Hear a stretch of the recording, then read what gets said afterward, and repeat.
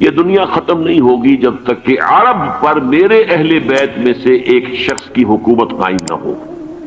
اور آپ کو معلوم ہے کہ آج تک عرب پر حضور کے اہل بیت کی کوئی حکومت قائم نہیں ہوئی.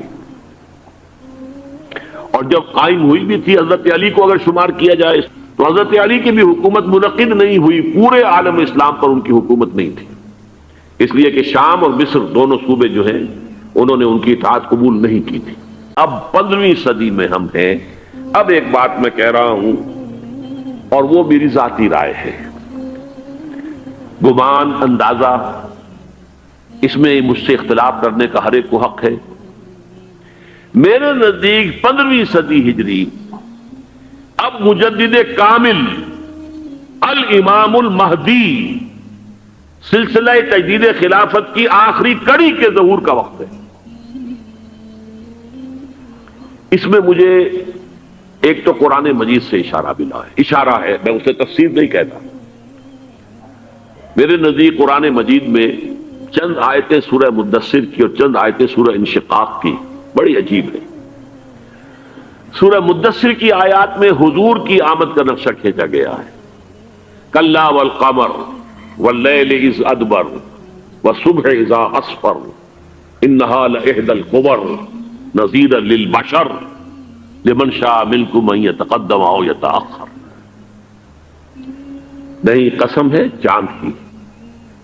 کلا والقمر واللیل اذ ادبر، اور رات کی جبکہ وہ پیٹھ موڑ لے جانے لگے اور صبح کی جبکہ وہ روشن ہو جائے. حضور سے پہلے 600 برس ایسے گزرے ہیں دنیا میں کہ نبوت کا سورج نہیں تھا. بس چاند جیسے مستعار روشنی چاند کی ہوتی ہے تو سابقہ انبیاء کی مستعار روشنی تو کوئی دنیا میں تھی، دھندلی دھندلی جیسی چاند کی ہوتی ہے، لیکن وہ سورج نہیں تھا. لیکن اب وہ رات ختم ہو رہی ہے، واللیل اذ ادبر جا رہی ہے محمد صلی اللہ علیہ وسلم کا سورج. یہ شمس نبوت و رسالت طلوع ہو گیا. والصبح اذا اسفر انہا لإحدی الکبر. بہت بڑی باتوں میں سے ایک بات ہے جو ہوئی ہے، وہ معمولی واقعہ نہیں ہے. احدی الکبر، یہ تاریخ انسانی کے عظیم ترین واقعات میں سے ہے. بعثت محمدی نذیرا للبشر، پوری نوع انسانی کے لیے نذیر بن کر آئے. یہ تو ہے حضور کا معاملہ. لیکن اب جو معاملہ ہونا ہے دوبارہ، اس لیے کہ خلافت علی منہاج النبوت دوبارہ اب قائم ہوگی انشاءاللہ. حضور کے بعد میں آپ کو بتا چکا ہوں، خلافت راشدہ ختم ہونے کے بعد سے زوال زوال زوال زوال زوال زوال زوال زوال زوال، تھوڑا سا 2.5 سال کا 2 سال کا وقفہ آیا ہے حضرت عمر بن عبدالعزیز کا، ورنہ زوال زوال زوال زوال زوال. اگرچہ اس زوال کو 1000 سال لگے ہیں. یہ عمارت جو محمد نے بنائی تھی ایک دن میں نہیں گر گئی صلی اللہ علیہ وسلم. کھنڈر بتا رہے ہیں عمارت عظیم تھی. 1000 سال کے بعد پھر یورپ کے سیلاب نے آ کر اس کو گرایا ہے اور ختم کیا ہے. ورنہ 1000 سال تک سطوت و شوکت کے ساتھ امت مسلمہ تو موجود رہی ہے، چاہے اسلام جو ہے وہ حکومت کی سطح پر موجود نہیں تھا. بہرحال اب جو اس کا دور آیا ہے دوبارہ خلافت علی منہاج النبوہ کا دور، اس کا نقشہ سورہ انشقاق میں کھینچا گیا ہے. فلا اقسم بالشفق. اب دیکھیے سورج غروب ہو گیا. حضور کی بعثت کے وقت وہ سورج رسالت طلوع ہوا تھا، اب وہ سورج غروب ہو چکا ہے. سورج کے غروب ہونے کے بعد صرف روشنی رہ جاتی ہے شفق کی، سرخ سی، بس وہی باقی رہ گئی. اور باقی کیا رہ گیا؟ بدا الاسلام غریبا ویسعود کما بدا فطوبی للغرباء. فلا اقسم بالشفق واللیل وما وسق. رات کی سی تاریکی ہے اور جو کچھ اس نے اپنے اندر جمع کر لیا ہے. والقمر اذا اتسق، اور قسم ہے چاند کی جب کہ وہ بھر جائے. پورا بھرتا ہے کتنے دنوں میں؟ 14 دن میں. اور 14 صدیوں کے بعد اب پہلی صدی کا جس نے کہ تجدید کامل کی عمر بن عبدالعزیز، 14 صدیوں کے بعد اب 15ویں صدی میں الامام المہدی کے ظہور کا وقت قریب ہے. اب جو کچھ مجھے حضرت امام المہدی کے بارے میں کہنا ہے، دوبارہ اپنی بات دہرا رہا ہوں، یہ میرا ذاتی گمان ہے، اختلاف کیا جا سکتا ہے. میرا گمان یہ ہے کہ یہ اب جو مجدد آئیں گے وہ حضرت مہدی ہوں گے۔ پہلی بات تو یہ جان لیجئے کہ مہدی دو ہیں، ایک شیعوں کے مہدی، ایک سنیوں کے مہدی، ان میں بڑا فرق ہے۔ شیعہ حضرات مہدی کو مانتے ہیں، وہ ان کے 12ویں امام ہیں، ان کے عقیدے کے مطابق انہیں پیدا ہونے کے فوراً بعد اس اندیشے سے کہ انہیں قتل کر دیا جائے گا ایک غار میں چھپا دیا گیا تھا۔ تقریباً 1200 برس سے وہ اس غار کے اندر ہیں، وہ روپوش ہیں، چھپے ہوئے ہیں، اسی لیے انہیں امام غائب کہا جاتا ہے، اور اب ان کا انتظار ہو رہا ہے اس لیے انہیں امام منتظر بھی کہا جاتا ہے۔ اس لیے شیعوں کے دارالعلوم جو ہوتے ہیں دارالعلوم المنتظر، وہ اس لیے کہ ان کا انتظار کیا جا رہا ہے۔ تو یہ ہے، اب وہ ان کا خیال ہے کہ آخری دور میں، آخری زمانے میں وہ ظاہر ہو جائیں گے، غار سے نکل آئیں گے۔ دیکھیے، میں اس عقیدے کو اس بنا پر رد نہیں کرتا کہ یہ ناممکن ہے کہ کیسے کوئی شخص جو ہے 1200 برس تک کسی غار کے اندر زندہ رہ سکتا ہے، نہیں، میں سمجھتا ہوں ممکن ہے۔ 300 برس تک اصحاب کہف رہے کہ نہیں رہے؟ سوئے رہے۔ 300 ایئرس ہم مانتے ہیں۔ حضرت عیسیٰ اسی حیات عرضی کے ساتھ 2000 سال سے موجود ہیں آسمان پہ کہ نہیں ہے؟ آپ کو معلوم ہے حضرت عزیر 100 برس تک مرنے کے بعد دوبارہ زندہ کر دیے گئے۔ فَأَمَاتَهُ اللَّهُ مِئَةَ عَامٍ ثُمَّ بَعَثَهُ۔ تو ناممکنات میں سے کوئی سوال پیدا نہیں ہوتا، لیکن یہ کہ آیا کوئی امامت معصومہ کا تصور قرآن اور حدیث سے ہمیں ملتا ہے؟ پھر یہ کیا یہ موروثی امامت کہ حضرت علی کی نسل جو حضرت فاطمہ سے چلی ہے اسی میں یہ امامت ہوگی؟ اس کے لیے ہمارے پاس کوئی دلیل نہیں ہے، ہم اس کو تسلیم نہیں کرتے۔ ہم تو سمجھتے ہیں کہ معصومیت ختم ہو گئی محمد الرسول اللہ صلی اللہ علیہ وسلم پر، خاتم المعصومین ہے محمد الرسول اللہ۔ اب ان کے بعد تو اجتہاد ہے اور خلافت ہے، عام معاملات میں اجتہاد ہوگا، نظام خلافت کا ہوگا۔ تو ہمارے نزدیک جو میں جس مہدی کا نام لے رہا ہوں وہ مہدی ہے جو ایک مجدد ہوں گے، جیسے کہ مجددین کے نام میں نے آپ کو گنوائے، مجدد الفسانی ہو، شاہ ولی اللہ ہو، سید احمد بریلوی ہو، شیخ الہند ہو، ایک ہوں گے انسان جو پیدا ہوں گے انسانوں کی طرح، عام طور پر اپنی عمر کو، پختگی کو پہنچیں گے، پھر وہ سامنے آئیں گے منظر پر، پھر وہ کام کریں گے، قیادت کریں گے، عرب میں ان کا ظہور ہوگا۔ دوسری بات یہ نوٹ کر لیجئے حضرت مہدی کے بارے میں، ہمارے ہاں احادیث کے جو مجموعے ہیں، مجھے ٹاپ کے 2 مجموعے ہیں،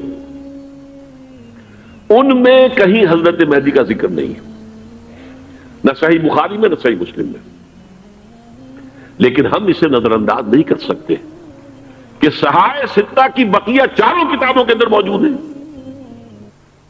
لہذا نظر انداز نہیں کر سکتے، اگنور کرنا ممکن نہیں ہے۔ اب اس میں میں چاہتا ہوں کہ کچھ حدیثیں آپ کو میں سناؤں جن میں حضرت مہدی کا تذکرہ کیا گیا ہے۔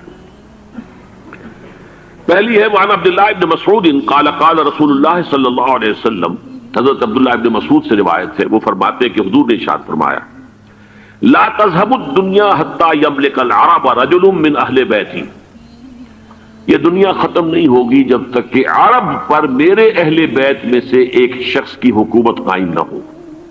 اور آپ کو معلوم ہے کہ آج تک عرب پر حضور کے اہل بیت کی کوئی حکومت قائم نہیں ہوئی،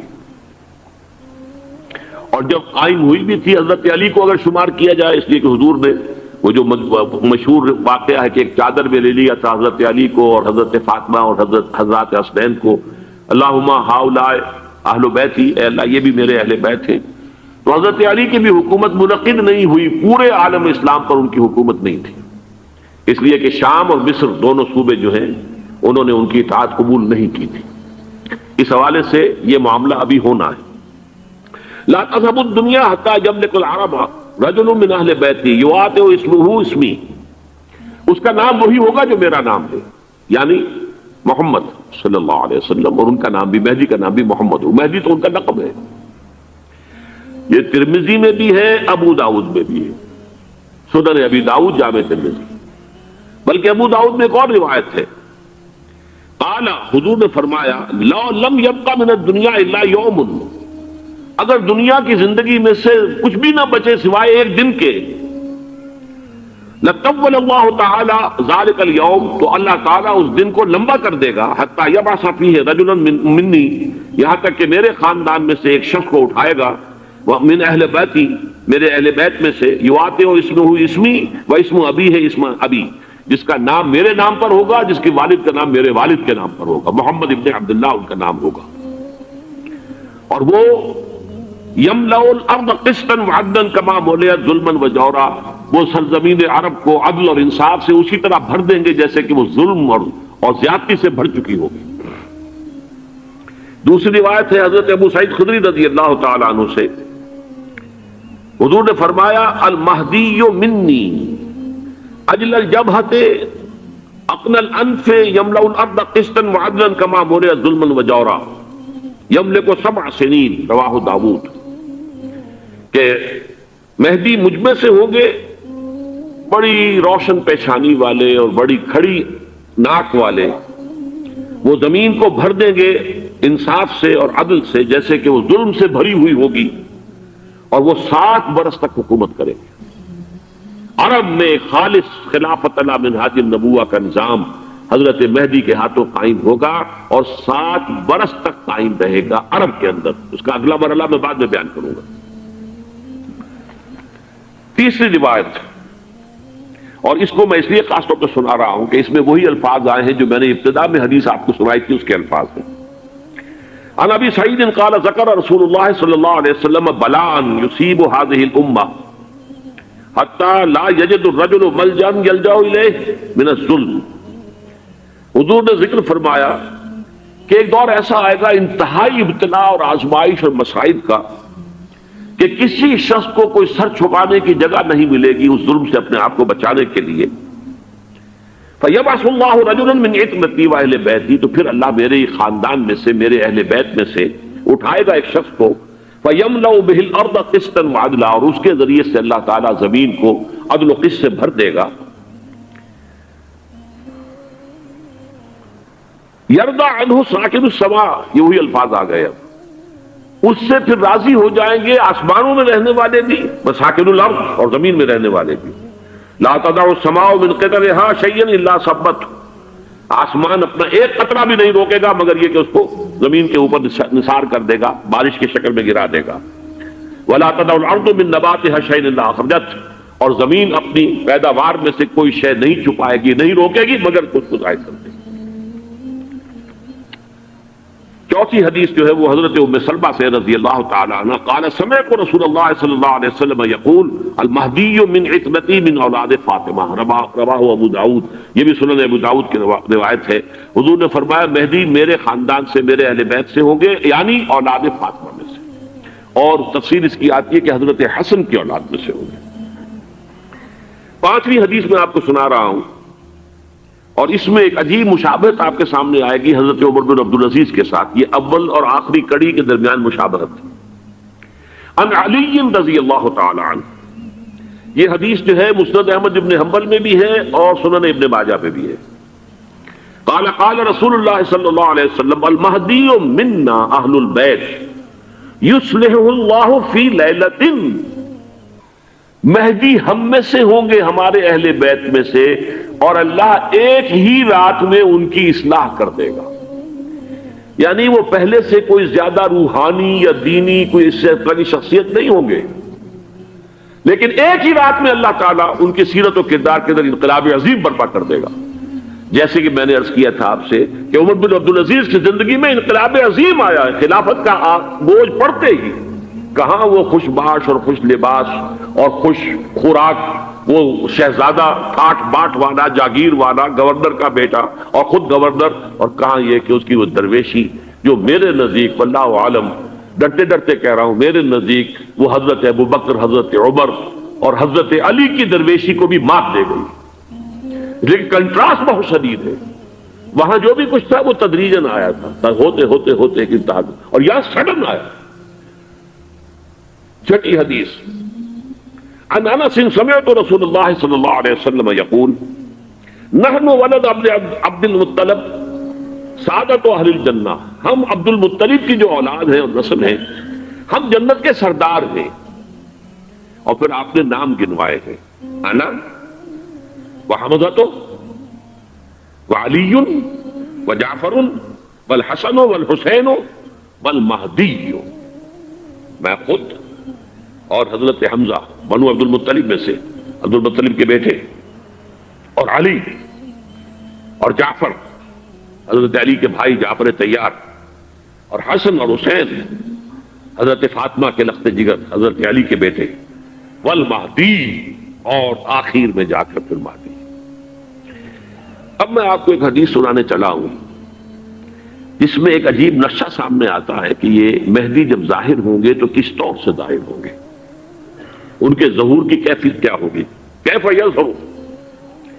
یہ روایت ہے حضرت ام سلمہ سے رضی اللہ تعالی عنہا، حضور کی زوجہ محترمہ ہے، فرماتی ہیں ام سلمہ عن النبی صلی اللہ علیہ وسلم قال یکون اختلاف عند موت خلیفۃ،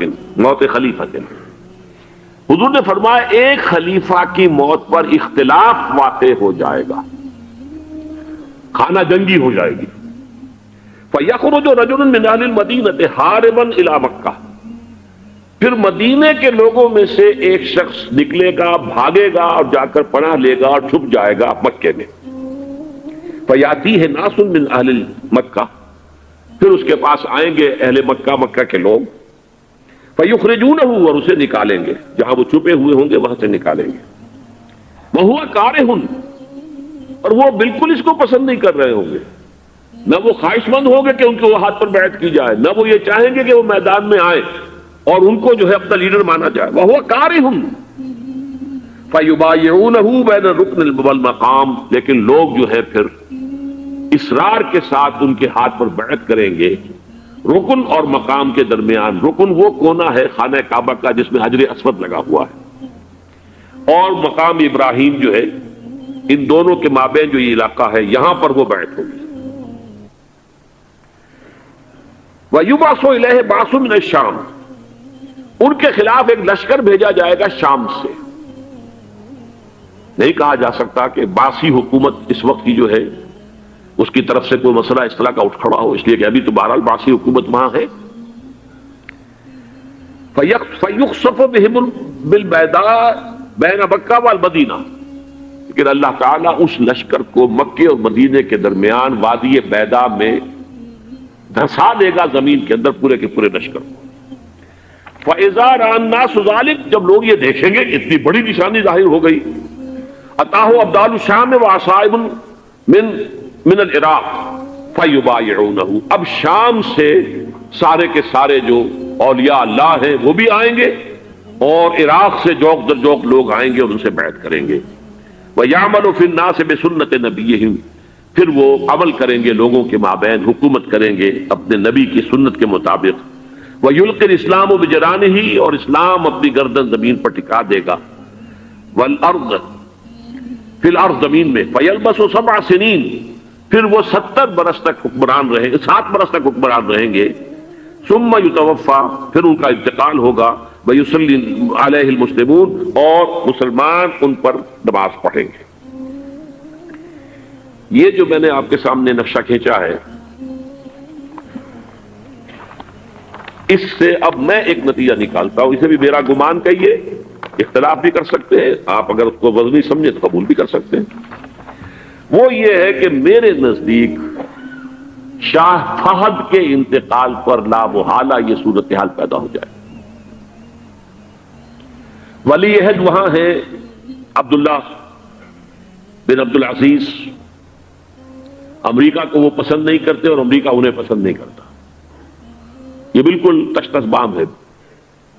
امریکہ نے لازماً جس طریقے سے اپنے پنجے گاڑے ہیں سعودی عرب کے اندر، اپنا فوجی اڈا بنایا ہے، تو آسانی کے ساتھ وہاں سے اپنے پنجے ہٹانے کے لیے تیار نہیں۔ ایک حدیث میں آتا ہے قرن الشیطان، نجد سے شیطان کا سینگ برآمد ہوگا، وہ شیطان کا سینگ ہے، جو میزائل وہاں پر لگے ہوئے ہوں گے اس وقت، در حقیقت وہ سارے کے سارے جو ہیں وہ شیطان کے سینگ ہیں۔ بہرحال کوشش وہ کرے گا کہ جیسے کہ اس نے جارڈن میں کیا، کتنے عرصے سے وہاں شاہ حسین کا چھوٹا بھائی حسن جو ہے وہ ولی عہد تھا، عین وقت کے اوپر آ کر، اور پتہ نہیں کیسی کیسی دوائیاں دے کر اسے لے کر آئے ہیں شاہ حسین کو، مرتے ہوئے کو، تھوڑی دیر زندہ رکھنے کے لیے، اور وہ تبدیلی کروا کر جو ہے واپس لے گئے ہیں. تو یہ معاملہ ہوا ہے، تبدیلی کروا دی، وہاں تو ہو گئی آرام سے، کوئی بات نہیں. بحرین میں بھی غالباً ایسا ہی معاملہ ہوا ہے، واللہ عالم. مجھے یاد پڑتا ہے کہ وہ چاہتے ہیں کہ ہمارا پسند کا آدمی آئے. اگر سعودی عرب میں یہ کام کیا گیا تو اس کا لازمی نتیجہ خانہ جنگی ہوگا، اس لیے کہ وہاں کی روایت کی بڑی سخت ہے، بڑی پختہ ہے. پھر یہ کہ وہاں جو ہے امیر عبداللہ جو ہے، جو وہاں پر اگرچہ سپہ سالار وہ نہیں ہے، کمانڈر ان چیف وہ نہیں ہے، کمانڈر ان چیف تو کوئی اور ہے، لیکن الحرس الوطنی جو ہے، نیشنل گارڈز، بہت بڑی فورس ہے وہ. اصل بیڈوین فورس جو ہے صحرا کے لوگوں کی، عرب فورس، وہ در حقیقت الحرس الوطنی ہے، نیشنل گارڈ ہے، اور اس کا کمانڈر ان چیف یہ ہے امیر عبداللہ. تو لازماً یہ شکل جو ہے پوری ہو کر رہے گی. جیسے ہی یہ معاملہ ہوا شاہ فہد کے انتقال کا، تو یہ اختلاف ہوگا، خانہ جنگی ہوگی. پھر کوئی اللہ کا بندہ جو ہوگا، میرے نزدیک، میں آج سے کوئی 6-7 سال پہلے سالانہ اجتماع تھا تنظیم اسلامی کا راولپنڈی میں، میں نے اس وقت وہاں کہا تھا، اس سے ذرا اخبارات میں بھی کچھ وہ کنٹروورسی آئی تھی کہ میرے نزدیک امام مہدی پیدا ہو چکے ہیں، ان کے ظہور کا وقت قریب ہے. اور اس کی تھوڑی سی بات میں مجھے معلوم ہوا کہ جین ڈکسن غالباً نام ہے امریکن اس کا، جس نے یہ پیشن کوئی خبر دی تھی کہ 1962 میں عالم عرب میں ایک بچہ پیدا ہوا ہے کہ جو وہاں کا نقشہ بدل کر رکھ دے گا. یہ جین ڈکسن کی غالباً پیشن گوئی ہے. بہرحال مجھے اس کی پیشن گوئی سے کوئی دلچسپی نہیں ہے، میں تو جو احوال دیکھ رہا ہوں، یعنی اسرائیل کا قائم ہو جانا، اور اس کے بعد اب یروشلم کا مسلمانوں کے ہاتھوں سے نکل جانا، اور اب گویا کہ وہ الملحمۃ العظمیٰ جو ہے تلی کھڑی ہے، کسی بھی وقت جو ہے یہ جو ہے وہ لاوا پھٹ سکتا ہے، آتش فشاں پھٹ سکتا ہے. تو یہ تمام حالات ایسے ہیں کہ جن کی وجہ سے میں سمجھتا ہوں کہ ایک تو جو قرآن مجید کے اشارات میں نے آپ کو بتائے، 14 صدیاں 14 دن میں چاند کا پورا ہونا، والقمر اذا اتسق، 14 دن میں 14ویں کا چاند. اسی طرح اب یہ 14 صدیوں کے بعد یہ صدی جو 15ویں صدی ہے، یہ در حقیقت ظہور امام مہدی کی صدی ہے. لیکن یہ کہ امام مہدی کی حکومت قائم کرنے کے لیے کون لوگ آئیں گے؟ عرب جو ہے وہ اندر سے کھوکھلے ہو چکے ہیں، عیاشی نے، دولت نے، پیسے نے، دولت، پیسہ، عیاشی، اس کی وجہ سے کھوکھلے ہو چکے. یہاں میں آپ کو 2 حدیثیں سنانا چاہتا ہوں.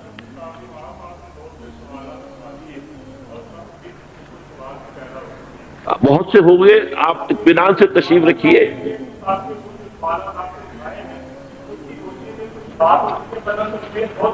بہت ہوگی، بات ہوگی، آپ اس طرح صبر سے سن لیجئے. میں اب تقریباً اپنی گفتگو کے اختتام تک پہنچ رہا ہوں.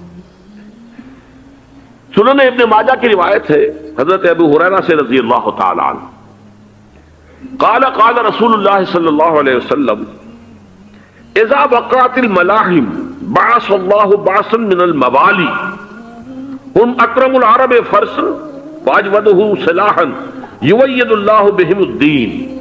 رواہ ابن ماجہ عن ابی ہریرہ رضی اللہ تعالی عنہ. جب ملاحم کا دور شروع ہوگا تو اللہ تعالیٰ اٹھائے گا ایک لشکر یا لشکروں پر لشکر موالی میں سے. موالی کون ہے؟ عربوں نے جب فتح کیا تھا اس پورے علاقے کو خلافت راشدہ کے دوران، اور پھر وہ لوگ جو ہے، ایک رائے تو یہ تھی کہ غلام بنایا جائے ساری آبادیوں کو، لیکن یہ کہ حضرت عمر کا اجتہاد تھا، اس کے مطابق تو غلام نہیں بنایا گیا، تو وہ موالی کی حیثیت رکھتے ہیں. عربوں میں دم نہیں ہے، موالی میں سے لشکر اٹھیں گے کہ جو در حقیقت حضرت مہدی کی حکومت کو قائم کریں گے. دوسری حدیث سنیے، عن عبداللہ بن الحارث رضی اللہ تعالی عنہ، اور یہ ابن ماجہ کی روایت ہے. قال قال رسول اللہ صلی اللہ علیہ وسلم یخرج ناس من المشرق فیوطئون للمہدی یعنی سلطانی. لشکر نکلیں گے، لوگ آئیں گے مشرق سے، اور وہ حضرت مہدی کی حکومت کو جمائیں گے اور قائم کریں گے. اب ذرا نوٹ کیجئے کہ جزیرہ نما عرب کے مشرق میں کون سے ملک ہیں؟ 3: ایران، افغانستان، پاکستان. یہ 3 سالڈ مسلم ممالک، مسلم آبادی اکثریت. ویسے تو یہ کہ آگے ہندوستان میں 20 کروڑ مسلمان ہیں، لیکن وہ 20 کروڑ جو ہے وہ تو 80 کروڑ کے اندر تحلیل ہو جاتے ہیں غیر مسلموں میں. لیکن یہاں جو معاملہ ہے یہ خالص اکثریت کے. ان میں سے ایران کا معاملہ جہاں تک ہے، نمبر 1 یہ کہ وہ شیعہ عقائد کے حصار میں بند ہے. اس سے ادھر ادھر ہونا اس کے لیے ممکن نہیں۔ حدیث میں یہ بھی آتا کہ اصفہان سے 70,000 یہودی دجال کا ساتھ دیں گے، لیکن بہرحال خراسان ایک صوبہ ہے افغانستان کا اس وقت بھی شمال مشرقی کونے میں، مجھے امید ہے وہاں سے خیر کی، کیونکہ خراسان کا لفظ وہاں پہ شامل ہے، اور حضور کی حدیث میں بعد میں آپ کو سناؤں گا کہ خراسان سے فوجیں چلیں گی جو یروشلم کو دوبارہ حاصل کریں گی، فتح کریں گی، جیسے پہلے یروشلم کھویا عربوں نے تھا، دوبارہ حاصل کیا تھا کرد خون صلاح الدین ایوبی رحمت اللہ علیہ، ایسے اب پھر عربوں نے کھویا ہے، لیکن لینے والے خراسان سے لشکر آئیں گے۔ یخرج من خراسان رایات سود لا يردها شیء حتی تنصب بإیلیا، خراسان کے علاقے سے کالے علم لے کر لشکر چلیں گے جن کے روح کو کوئی موڑ نہیں سکے گا جب تک کہ وہ جا کر یروشلم میں نصب نہ ہو جائے۔ اس کے بعد نام آتا ہے پاکستان کا، یہ ہے میری اور آپ کی داستان، اور یہ ہے سبب جس کی وجہ سے کہ میں آپ سے یہ گفتگو کر رہا ہوں۔ اصل میں تو کس لیے؟ محض ایک علمی استفادہ، محض اپنی بات آراء کو ظاہر کرنے کا شوق نہیں، بلکہ یہ کہ اپنی ذمہ داری ہم پہچانے کہ ہم کس مقام پر کھڑے ہیں۔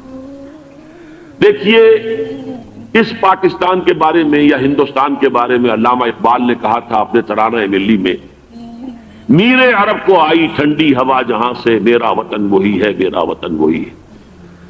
اور مجھے بتایا گیا کہ سنن ابی داؤد میں یہ روایت موجود ہے کہ حضور نے فرمایا کہ ہندوستان کی طرف سے مجھے ٹھنڈی ہوا آتی، اگرچہ مجھے وہ حدیث ابھی نہیں ملی ہے، لیکن حزب التحریر کا ایک کارڈ مجھے ملا تھا، تو اس میں اس حدیث کا اور اس میں ابو داؤد کا روایت کا حوالہ موجود تھا۔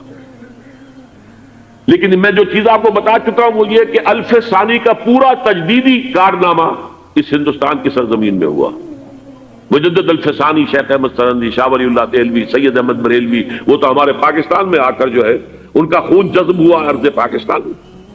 پھر شیخ الہند مولانا محمود حسن، تحریک خلافت چلی تو صرف ہندوستان میں چلی اور کہیں نہیں چلی۔ آزادی کی تحریک چلی پوری دنیا میں، وہ نیشنلزم کی بنیاد پر چلی، ملے نیشنلزم، عرب نیشنلزم، ٹرک نیشنلزم، ہمارے ہاں چلی تو اسلام کے نام پر پاکستان کا مطلب کیا، لا الہ الا اللہ۔ پھر پاکستان قائم ہوا معجزے کے طور پر، بلکہ نازل ہوا ہے لیلۃ القدر میں، انا انزلناہ فی لیلۃ القدر، جیسے قرآن نازل ہوا لیلۃ القدر میں، یہ پاکستان بھی نازل ہوا لیلۃ القدر میں۔ اس کا برقرار رہنا ابھی تک معجزہ ہے۔ ہندو یہ سمجھتا تھا، کانگریس سمجھتی تھی کہ جھٹپٹ ختم ہو جائے گا، پھر یہ کہ اس کا قرارداد مقاصد کا پاس ہو جانا، مزید بھی اور اضافی دفعات دستور میں آ جانا، اب کمرشل انٹرسٹ کو ربا قرار دے کر حرام قرار دینا، یہ سارے لینڈ مارکس ہیں کہ جو اشارہ کر رہے ہیں کسی چیز کی طرف، معاملہ کدھر جا رہا ہے۔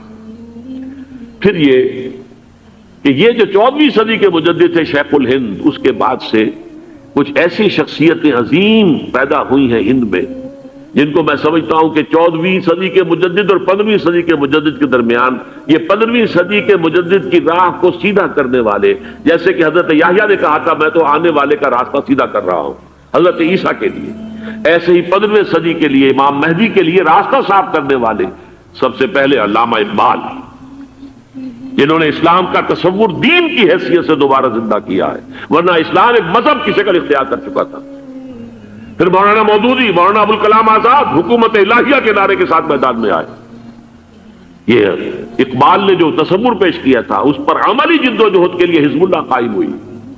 نوٹ کر لیجئے 11 برس کا فرق ہے عمر کا علامہ اقبال کے اور ابوالکلام کے، اور 1913 میں جب حزب اللہ قائم کی ہے اس وقت علامہ اقبال کی ملی شاعری اپنے عروج کو پہنچ چکی تھی۔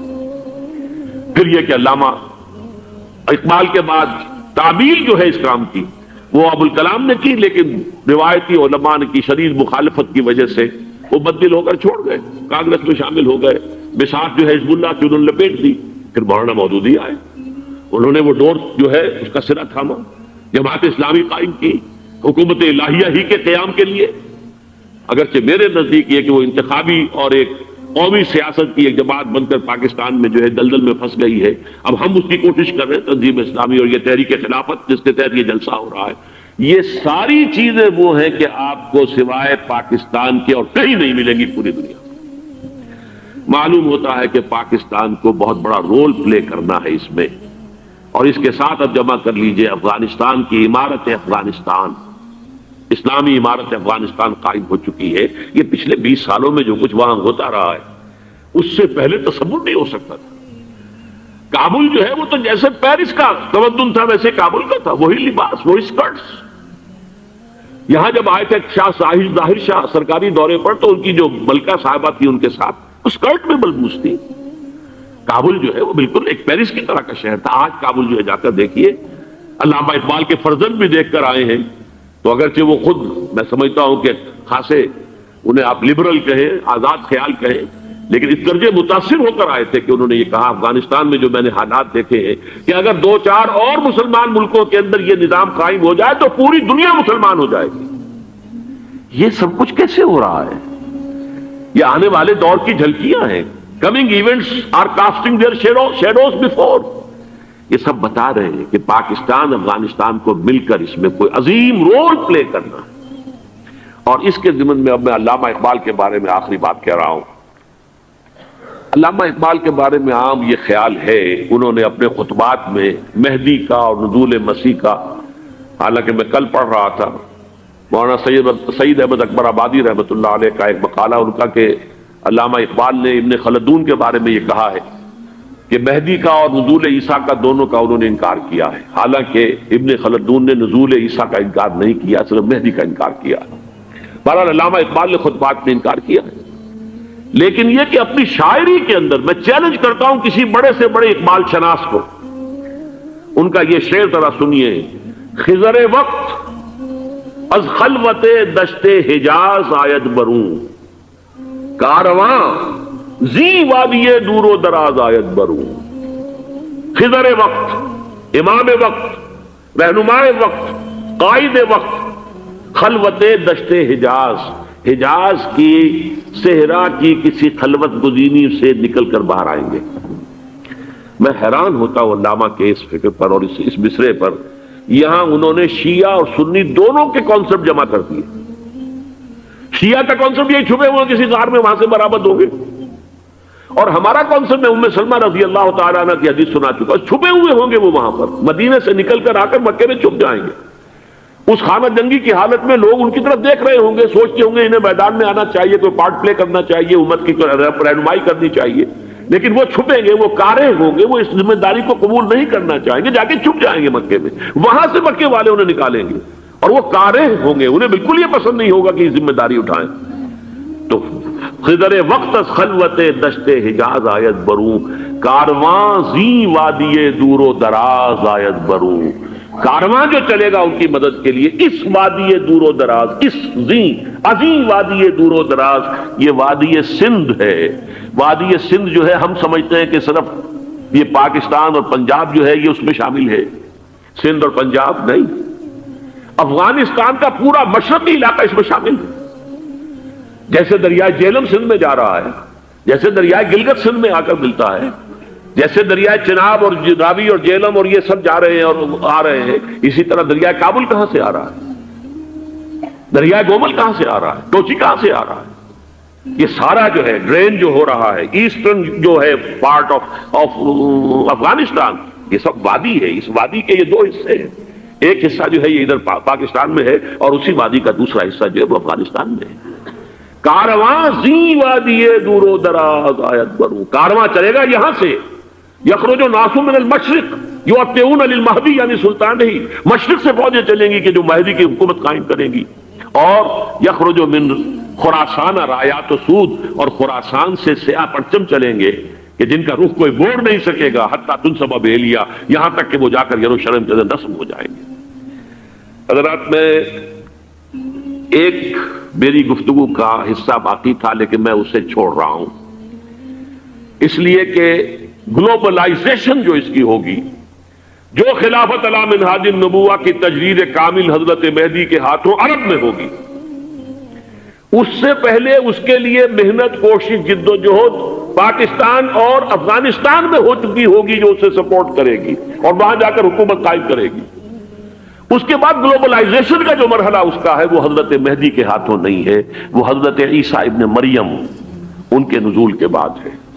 ان کے نزول کے بعد دجال کا خاتمہ ہوگا اور یہودیوں کا استیصال ہوگا مسلمانوں پر بھی بڑی تکالیف عربوں پر آئیں گی، شدائد آئیں گے، لیکن یہ وہ میں حصہ جو اپنی گفتگو کا آج چھوڑ رہا ہوں اس لیے کہ میں دیکھ رہا ہوں کہ بعض حضرات کا صبر کا پیمانہ اب لبریز ہو رہا ہے۔